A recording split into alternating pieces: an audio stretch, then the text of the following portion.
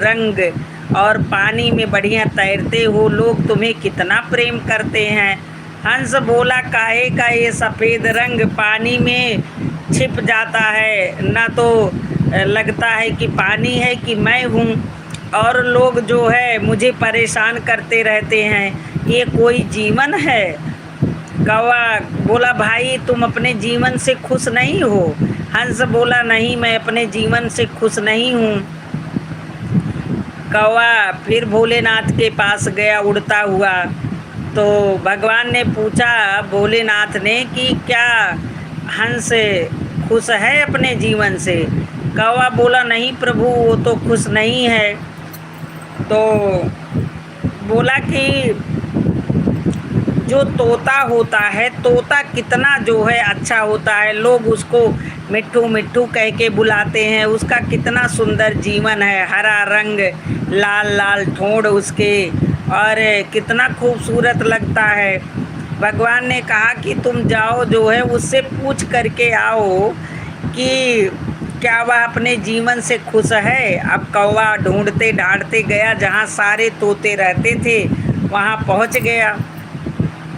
कौवे ने तोते से पूछा कि भाई तुम तो अपने जीवन से बड़े खुश हो, तुम्हारा जो है क्या हरा रंग है, लाल लाल ठोड़ हैं, लोग तुम्हें मिट्ठू मिट्ठू कह के बुलाते हैं। तोता बोला, अरे कैसा हरा रंग, पेड़ में बैठ जाता हूँ तो पत्तियों में छिप जाता हूँ, मैं दिखाई नहीं देता हूँ कि मैं हूँ कि और कोई है।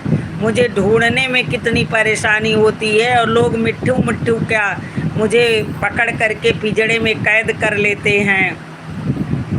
ये भी कोई जीवन है।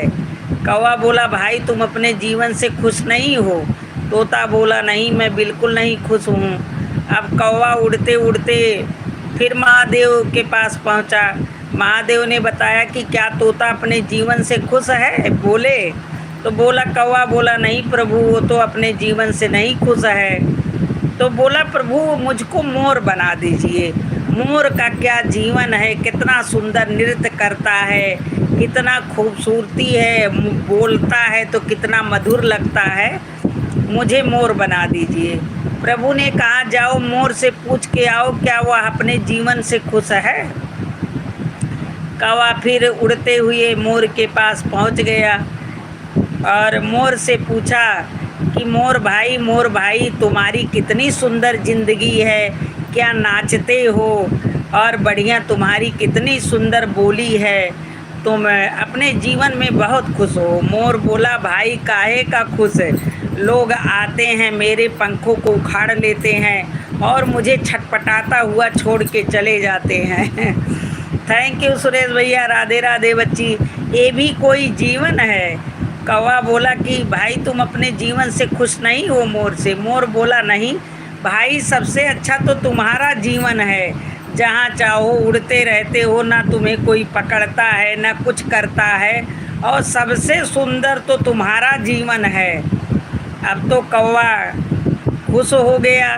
तो देखिए, जो ईश्वर ने तब कौवा फिर महादेव के पास पहुँचा और बोला कि प्रभु मुझे अब किसी का जीवन नहीं, मैं अपने जीवन से खुश हूँ, मुझे कौवा ही रहने दीजिए। तो जो प्रभु ने सकल सूरत जो भी दिया है उसी में प्रसन्न रहना चाहिए, किसी को देख करके दुखी नहीं होना चाहिए। ये कहानी इसी पर थी कि जो भी अपने पास है, चाहे वो शकल हो, सूरत हो, धन दौलत हो, जो भी ईश्वर ने दिया है उसी में प्रसन्न रहना चाहिए। ये नहीं देखना चाहिए भला के पास इतना है तो वो बहुत खुश होगा। बस देखने में लोग दिखते हैं लेकिन खुश कोई नहीं होता है। जिसके अंदर संतोष है और जो ईश्वर ने दिया है उसी से अगर आप संतुष्ट हो तो आप खुश हो, नहीं तो फिर हाय हाय किचकिच वाला काम हो जाता है। तो ये छोटी सी कथा थी कि जो भी ईश्वर ने जैसा भी बनाया है, जो भी उसमें अपने कर्म के अनुसार, अपने गुणों के अनुसार चार चांद लगाओ और किसी को ताको झाको नहीं। ये कथा मेरी यहीं पर समाप्त हुई। राधे राधे बच्ची, राधे राधे, राधे राधे।